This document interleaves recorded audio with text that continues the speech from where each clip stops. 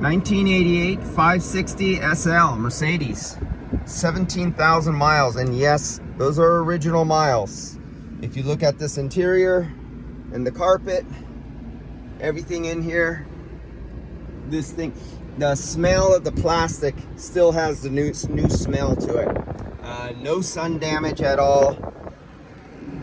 The paint on this thing is beautiful, the chrome. I like working. Unfortunately, somebody already retrofitted it, and I guess to sell it to this guy a year ago. He purchased it, and I already see that they already replaced the compressor. So this was sold to this customer, and I guess a year ago or so, and I already see the compressor is replaced, the receiver dryer is replaced. What I do notice is this fan is not coming on until 304 psi. It kicks on at 304 psi and then goes down to 250, 170. Can't remember what it was now. I got caught up doing other things. But the pressure switch for kicking on the fan is out of calibration. It's not bad. Well, it's bad because it's letting it go too high. It should be kicking on at 275. And so this is the 107 chassis. So you come over here, here's the 107 chassis right there.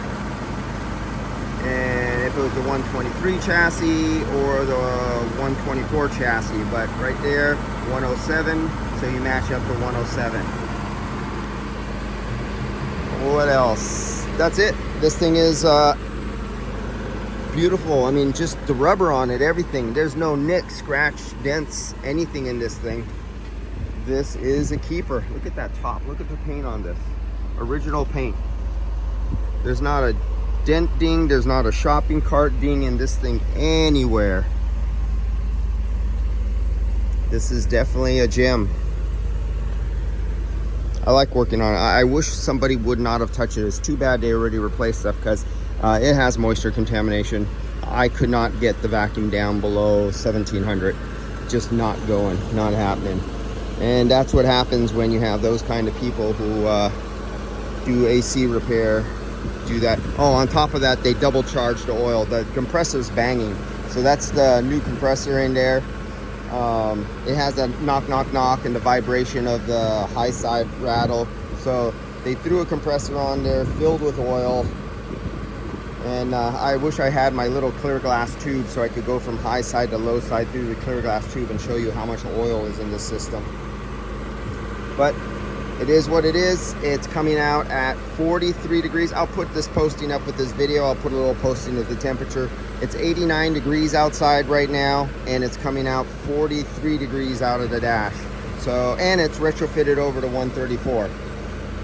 The thermal fan clutch, this clutch is working really good. I was really surprised. I was gonna go grab it and stop it, because at first it wasn't going up high enough pressure, and I wanted to make the pressure go high, so I was gonna stick my fingers in there and grab the fan, but I felt too much flow, and I looked at it and I go, no, that's locked up 1-to-1.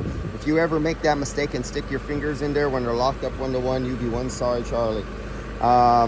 It hurts, to just say the least. What else? That's about it. It's working beautiful. I'm gonna leak test this thing and look for a leak, and other than that, 17,000 miles, and this thing's a beaut. I just hate it when somebody else worked on them, because I've shown you many times before, when nobody has ever worked on these old gems like this that are just in perfect condition, and I get a hold of them and it still has their original R12 and mineral oil, I'm down under 500 microns within 1 minute to 2 minutes. 5 minutes is like too long when you have mineral oil on an old system, a 40-year-old car. I think the driest system I've ever had on a mineral oil system, where I've shown video, I was under 500 microns in less than 60 seconds on a system that was never touched by on a 40-year-old car. So it's easy to do, as long as those guys don't work on them who screw up people's cars by leaving air into the system, especially the dumb shits who just use freaking shop air. Once you load that with shop air, end of story, game over. You're not getting that moisture out.